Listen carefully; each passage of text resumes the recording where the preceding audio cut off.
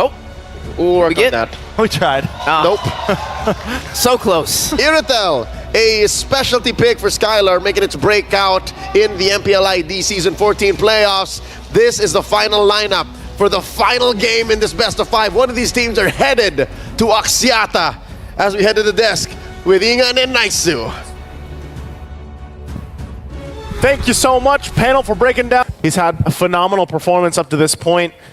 And looking at the emblems here, you know, this is the other thing. Susujin, like our panel said, you know, they asked him. He is the Ling, and he runs the war cry here. Fabian, though. Okay. Uh-oh.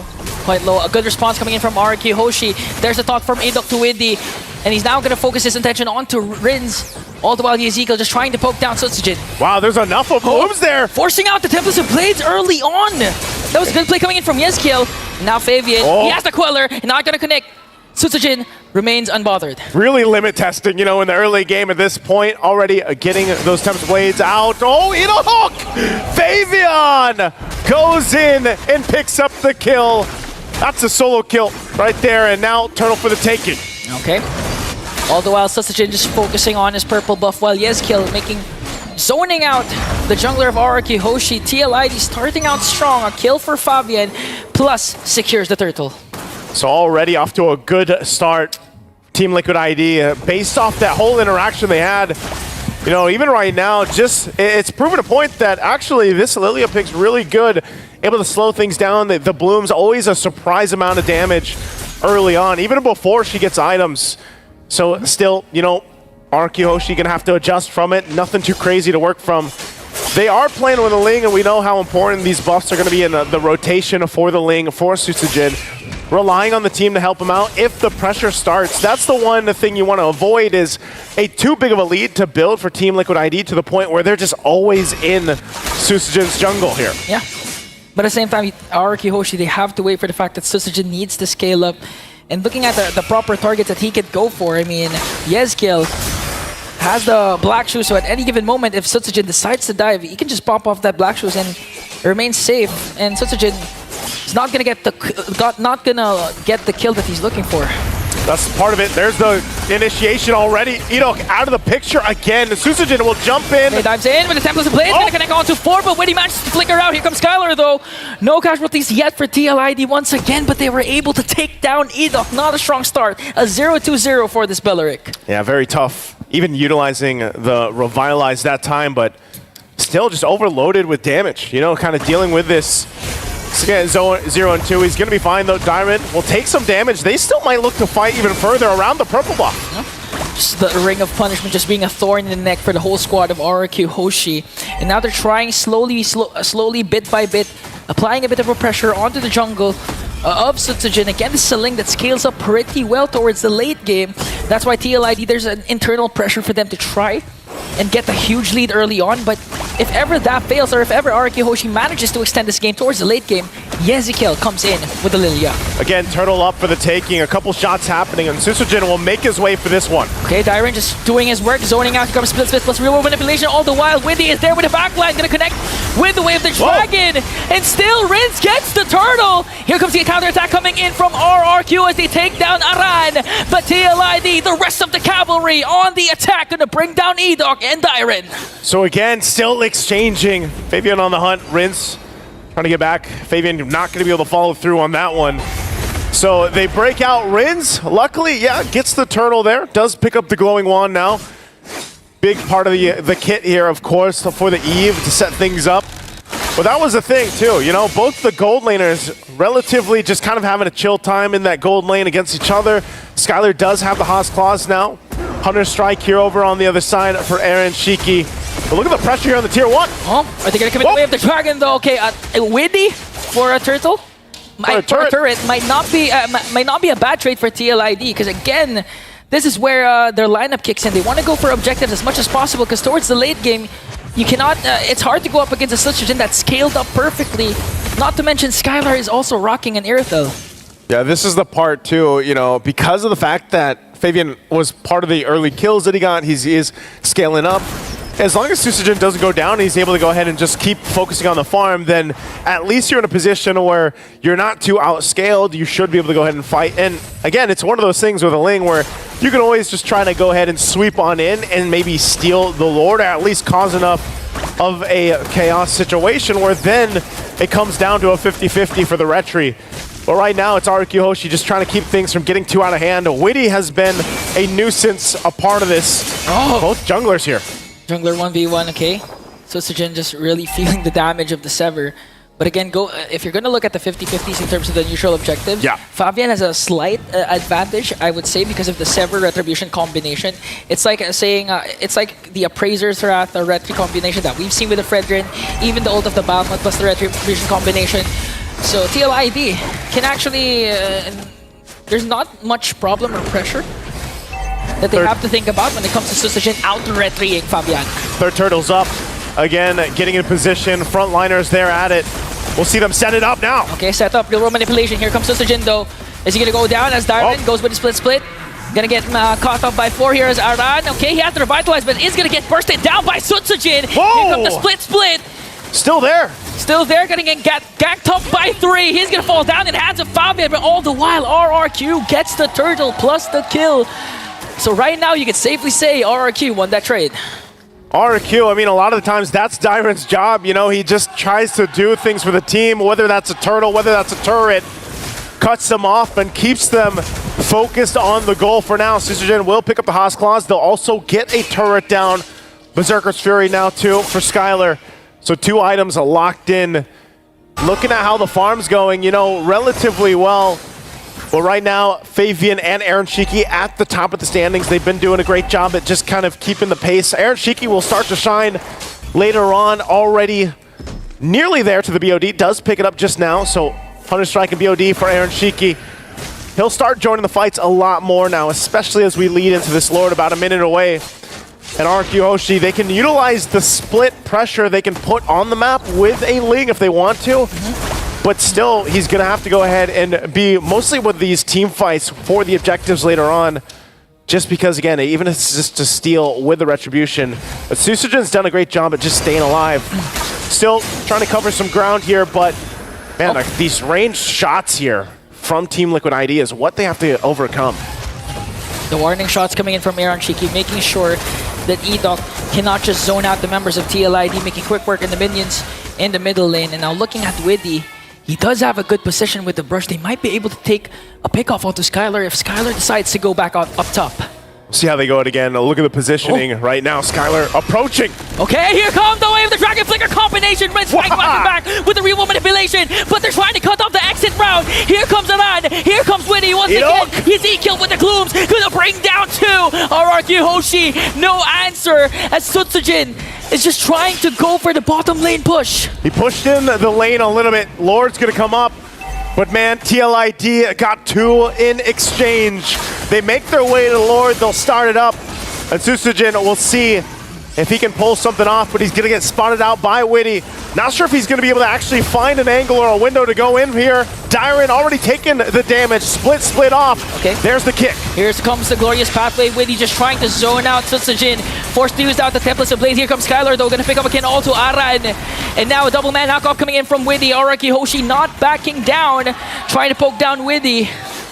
And now they're back on this Lord fight. Enough to go ahead and stall things out and go for the reset.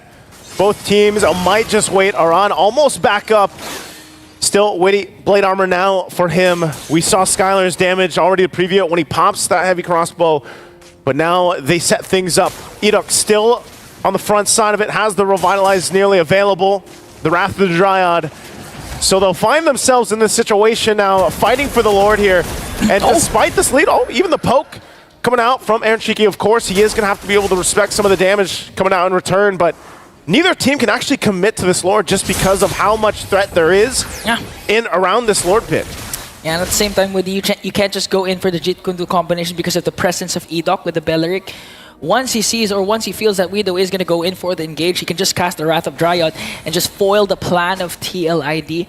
And for the same time, RRQ Hoshi, it's not easy for them to just really try and go for the backline because again, the glooms that Skill has been doing, 303 KDA, it's been a thorn in the neck of RRQ Hoshi, honestly.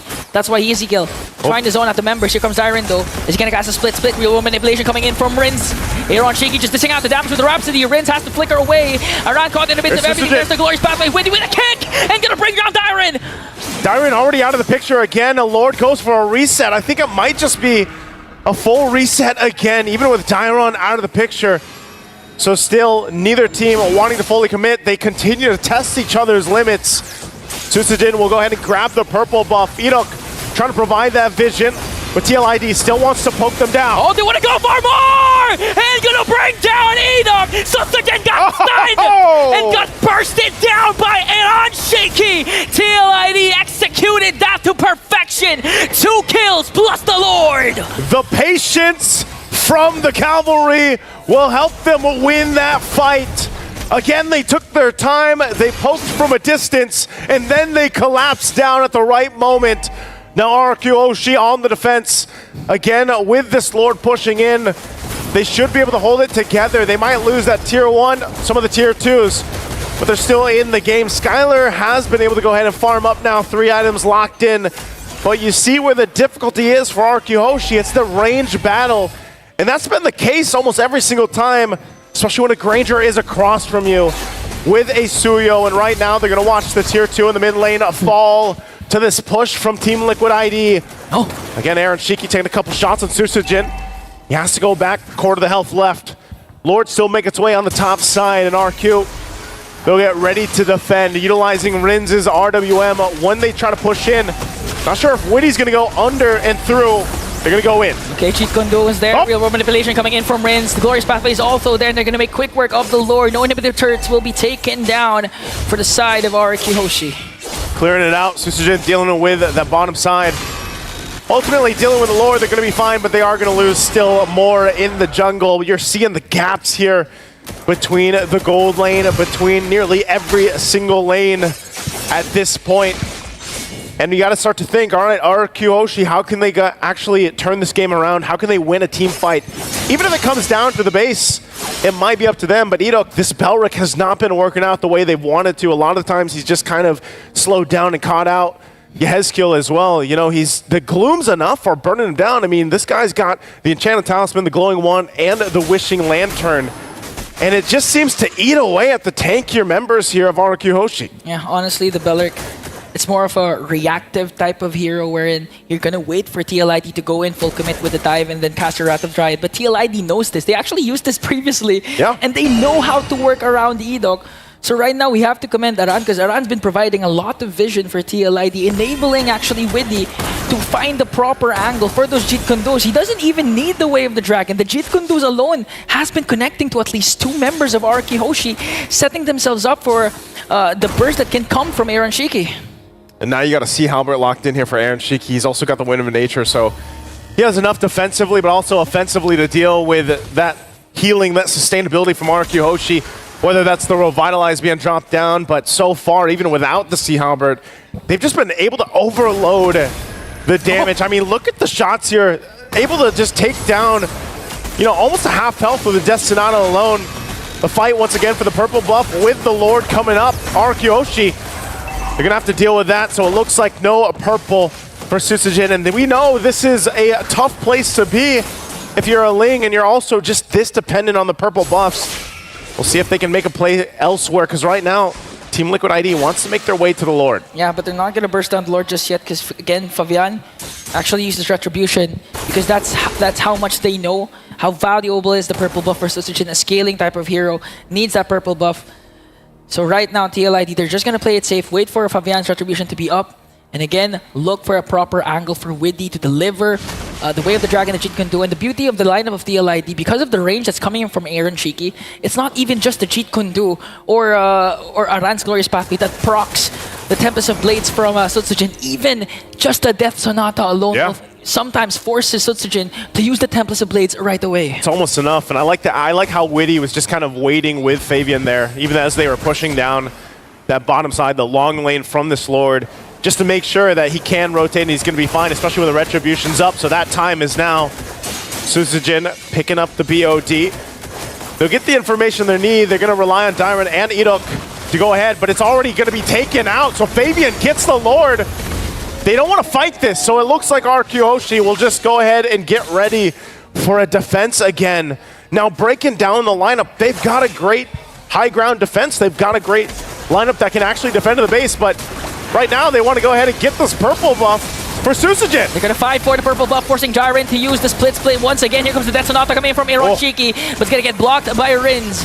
And now Witty looking for another angle. Susujin just desperately trying to get this purple buff, and TLID will successfully steal it away from him. All right, so he's not gonna have the buff for this. And just, we see this so often now, especially with how popular Granger is, and now that you have a Sky Piercer there, part of the equation, man, you gotta have the team to body block the shots, because the Death Sonata is really starting to hurt. Witty picking up this immortality means that he's probably going to force a fight, force a situation or a reaction, utilizing the flicker into the base when they get this ready to set up here. So RRQ Hoshi, Skylar, this is his time to shine on the Aerithil. Again, this Aerithil has done wonders for the teams that have brought it to their games. But right now it's dealing with a ranged battle. Rins will also get a Divine Glaive, so perfect timing on the base defense as they try to clear things out. They get the black shoes out. Okay, they're gonna force out the black shoes, plus the Tempest of Blades. Here comes the round, gonna cut out the exit route with the Glorious Pathway. They're trying to chase right after Susujin, but they're not gonna mind him anymore. Sets their eyes on the inhibitor turrets. They got the black shoes, they got the flicker down. They still have to deal with the Lord here on the top side. RRQ Hoshi wants to hold on to what they can, even if they're at the expense of the base turrets. Rins though. Oh, real manipulation, forcing the black shoes once again. This might be a go signal for RRQ Hoshi, but Fabian says no. Cutting off RRQ Hoshi. But still, that was still a good attempt for the Kingdom, because instead of losing all inhibitor turrets, they only lost one.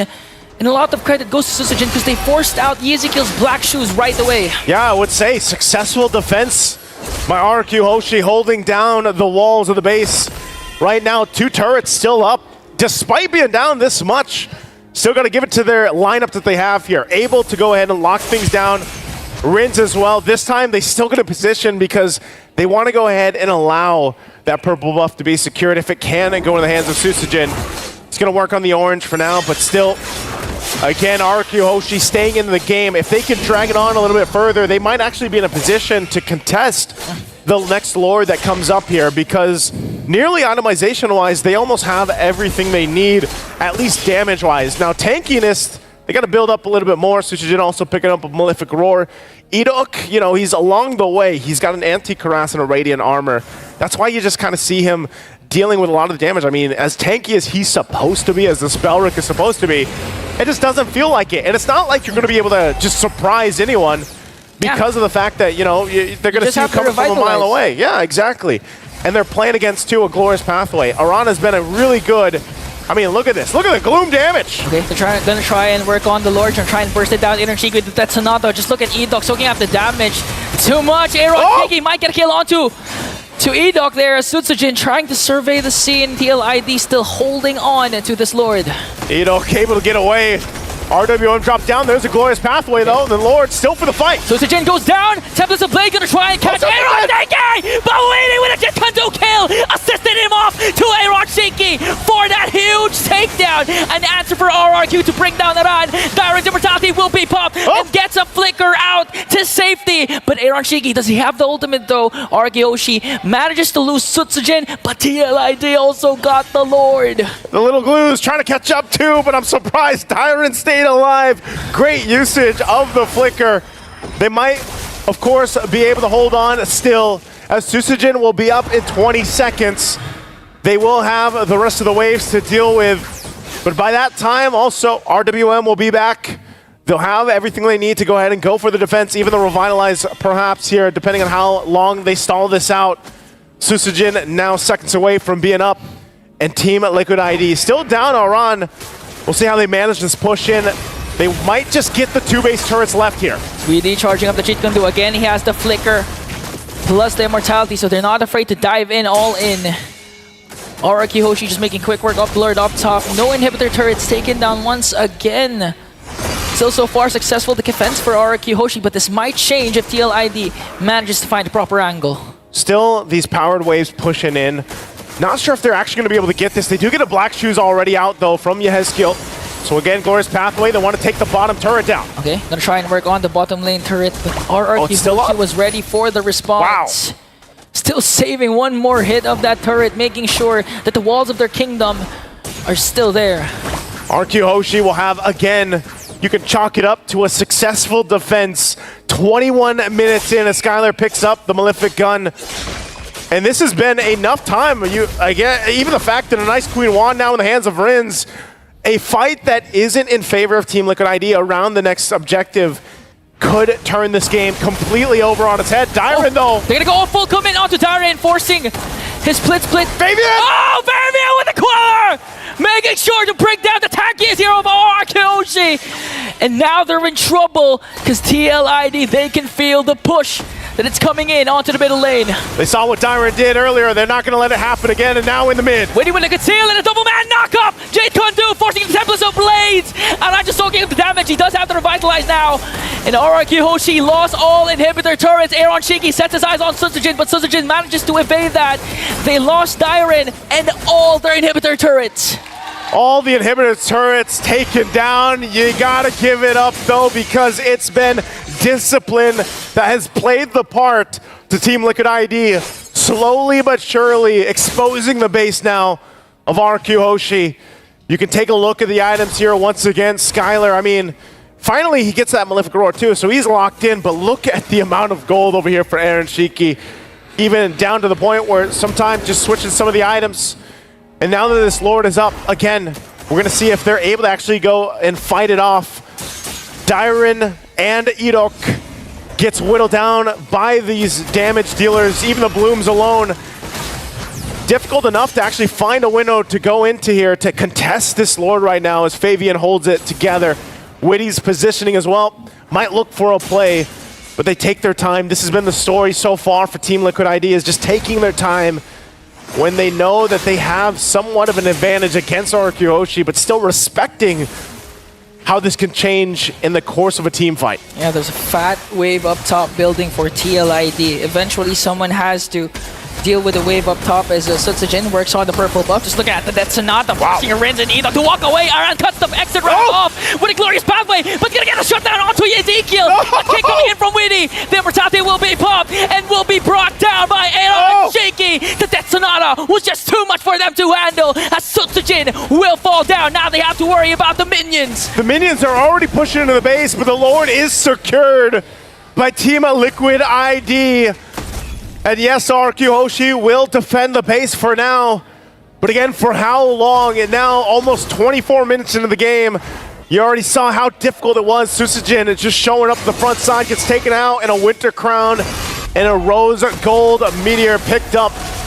Now for this push in, Lord making its way in the mid lane. And this is going to be the true test for RRQ Hoshi. This could change the course if they can turn it around. A couple immortalities for them. And still holding on to that Wind of Nature. Now Lord makes its way into the base. How do they pull this off? Witty goes in. Okay, there's a conceal. Not gonna commit the Jikundu. Here comes the glorious pathway. They can actually focus on taking down the Crystal. TLID moments away from repeating history and bringing down the kingdom. 5 games. And history for now will be repeated as the Cavalry goes through the gates of the kingdom. RRQ Hoshi, as now they're one of the teams to represent Indonesia in the top 4 and going to Axiata Arena. What a match we had. What an evening of matches we've had. Absolute great gameplay. Absolute cinema for a lot of people that would be watching this. Again, from the first match to now, it's been great to call the games here. Again, I'm Nice2, that's Singon. We're going to throw it back to the panel to break down the last game of the series.